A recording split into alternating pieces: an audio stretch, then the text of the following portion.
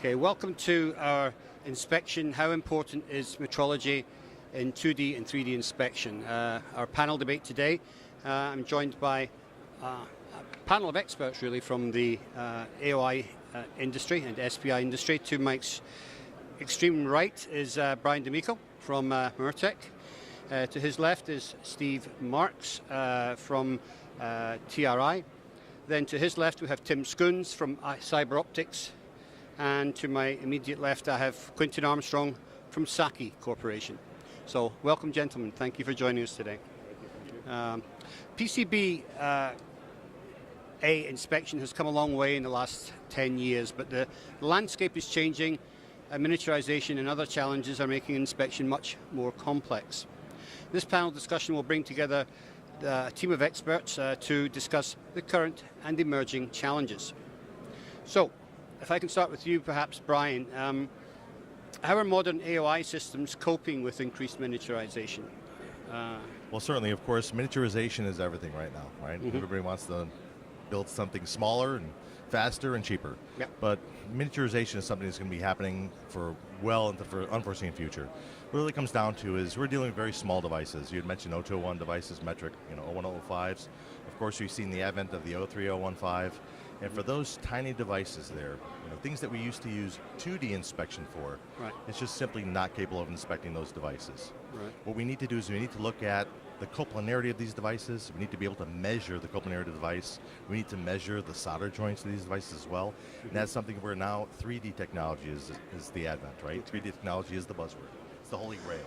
Right. What are some of the key challenges that you face, when measuring miniature, very small components? Is it, is it just the sheer size, magnification, or are there specific challenges with measuring small components?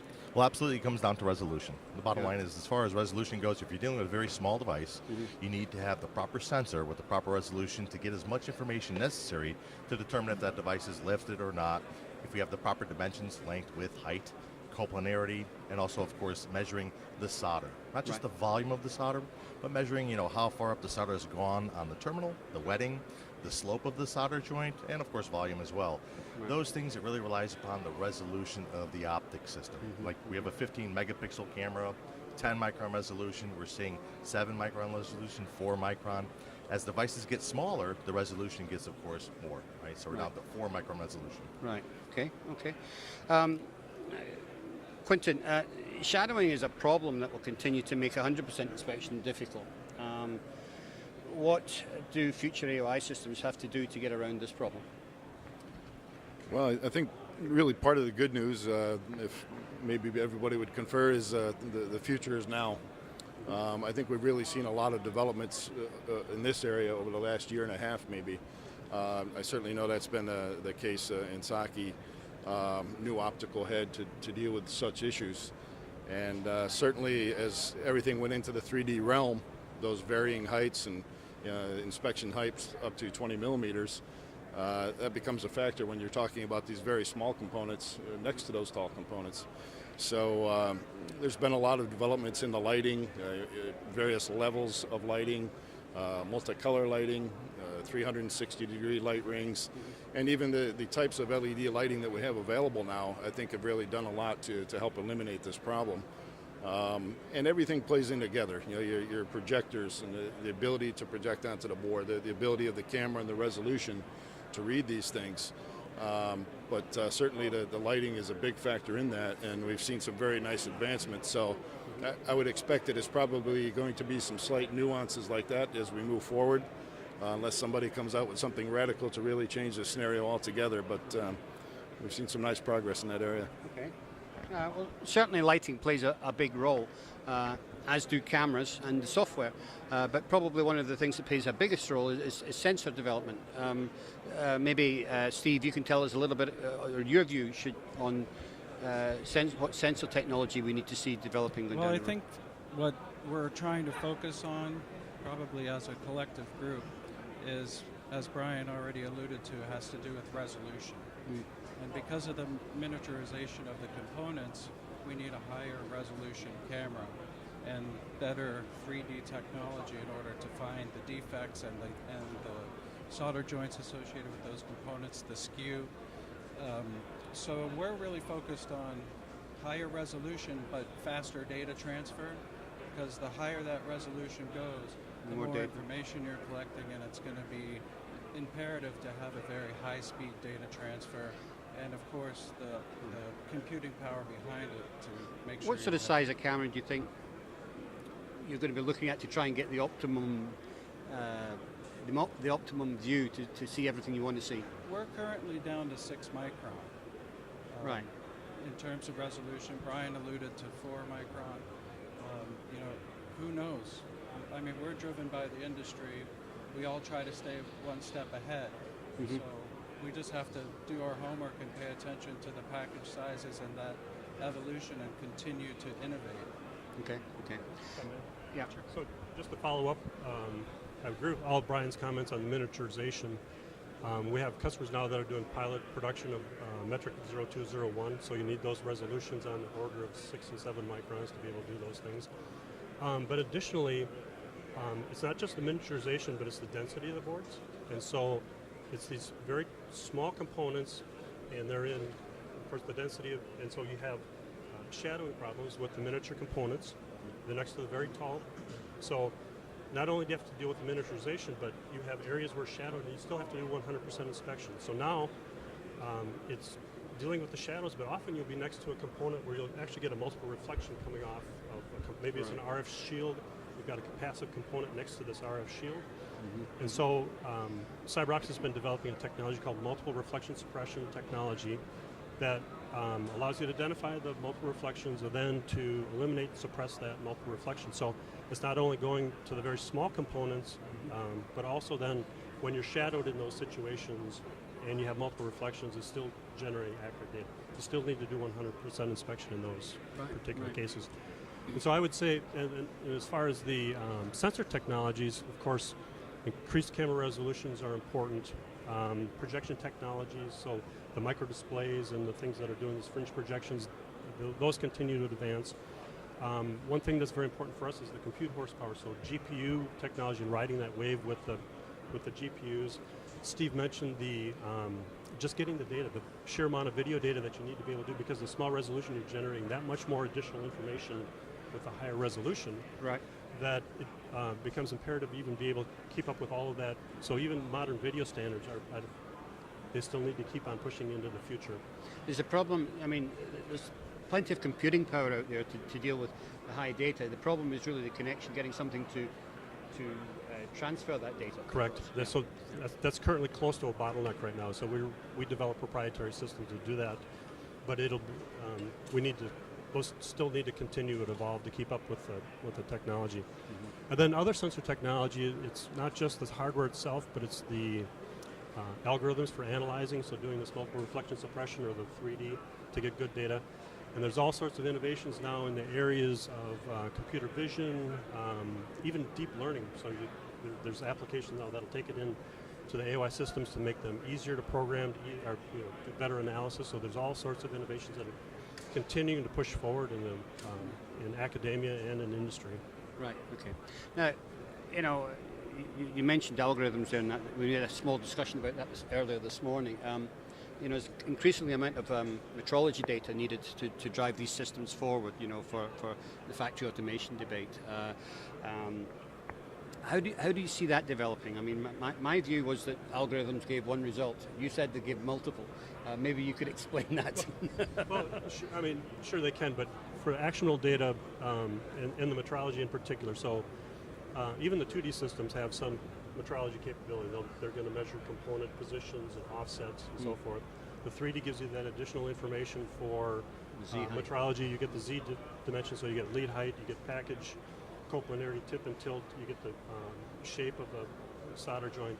So all of those pieces of information are available from a metrology perspective. So then that will feed into other expert systems and full line solutions. One of the things that you, of course, continued here is metrology. The thing that people have to understand is 2D inspection, you're dealing with reflectivity, right? There's an issue there. That is the main issue. That's the reason why we have to go to 3D. With 3D, we are truly creating measurement systems. We're measuring the height of the leads. We're measuring the coplanarity of devices.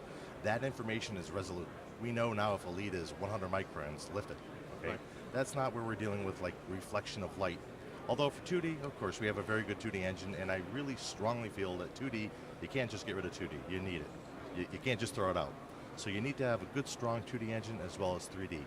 But as far as metrology goes, that's what's really giving us the absolute information. And that's where we're basing our decisions on whether or not we have a defective device, or a defective process, or a good process. Right. I mean, you have to be, if you're sending information up the line to the printer or back up the line to the pick and place machine, it has to be data, Yes. first of all.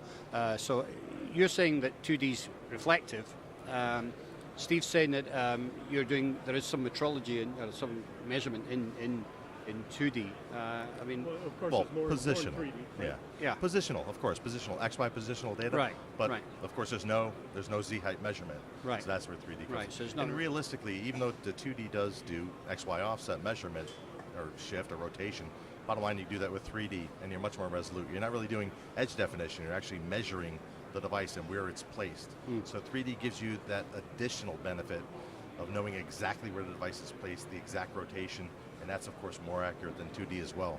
Right. You get a host of additional accuracies with 3D than you would with 2D. You know, I Okay. think everybody here kind of agrees with that. Yeah. Otherwise, we wouldn't be making these expensive 3D systems, right? Yeah, yeah. That's what it comes down to. Okay, no, that's fine. Talking about this, just like keeping on the factory automation thing for 1 minute.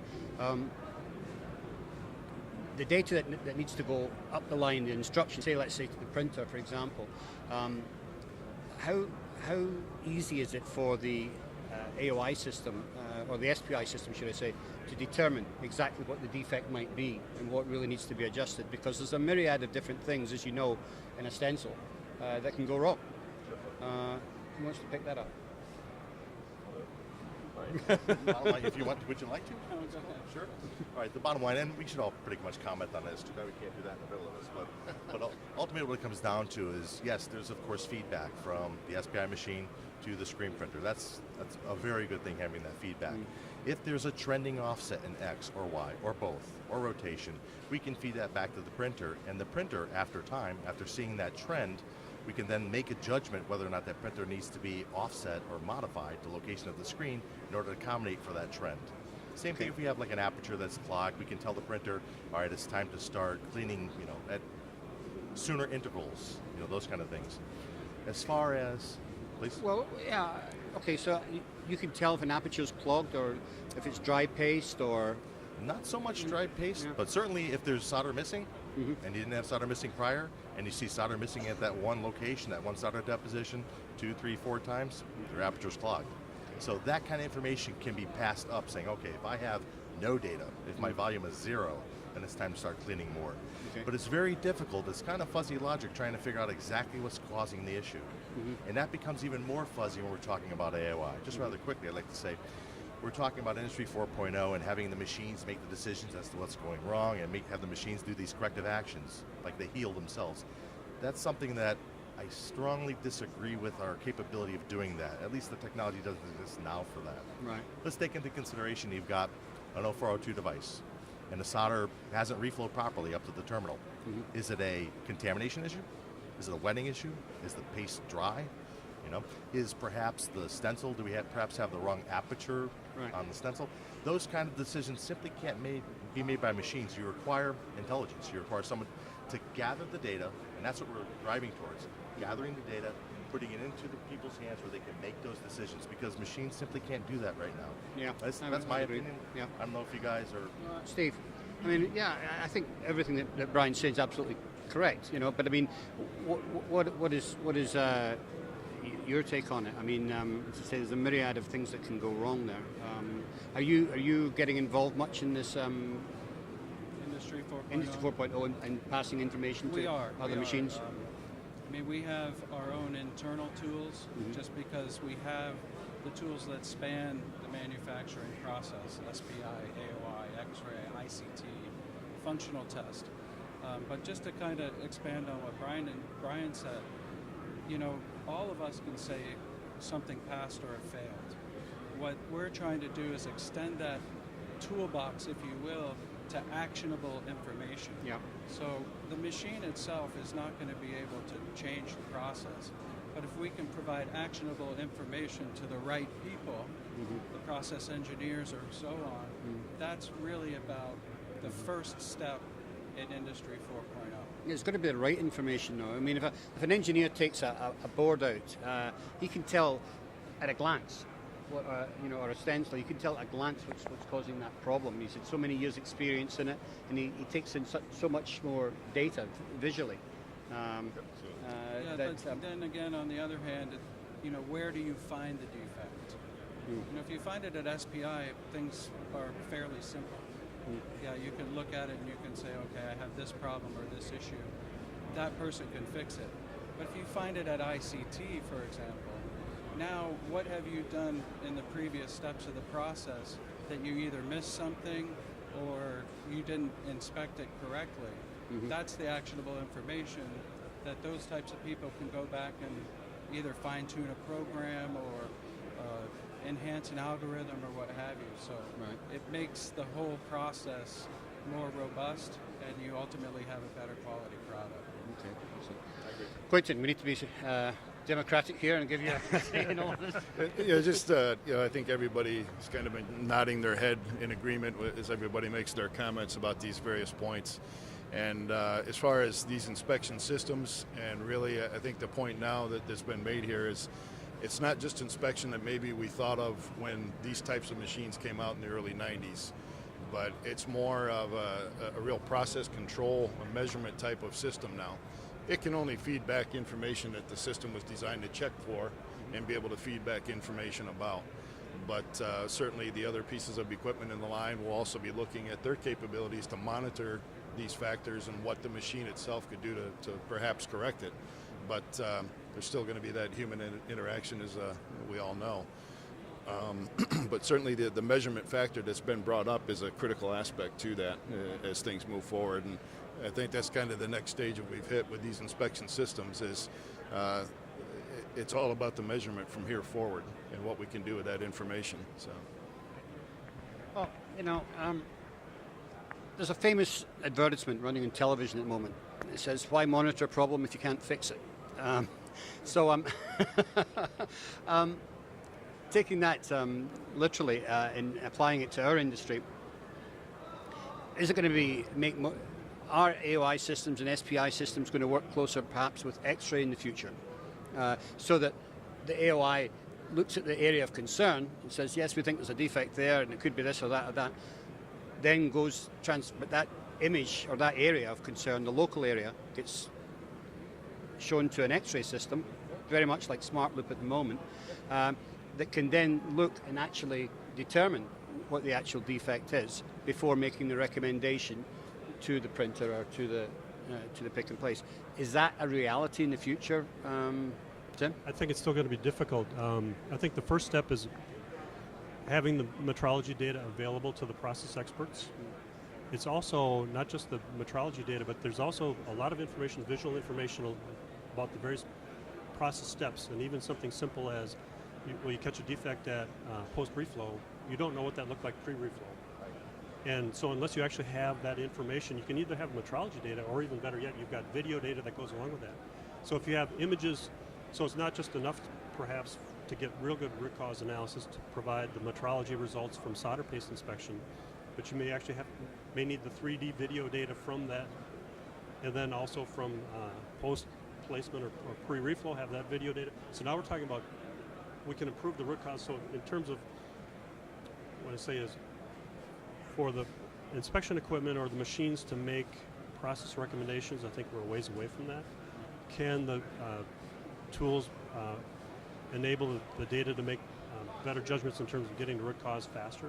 Yes, they can, but it's even more, I think, even beyond just the metrology data itself, but having video data. Then now we start talking about having full 2D and 3D video data for every process step. That's a lot of data to manage. The minute you start mentioning video data, you're into a whole different... Oh my gosh, right. But to get to root cause, sometimes you need that information. It's just not enough to have a measurable result. Because even if X-ray caught it, you still don't know what the cause of that was. And you need all the tools in your box to try and solve to get to that root cause. Right. If I may?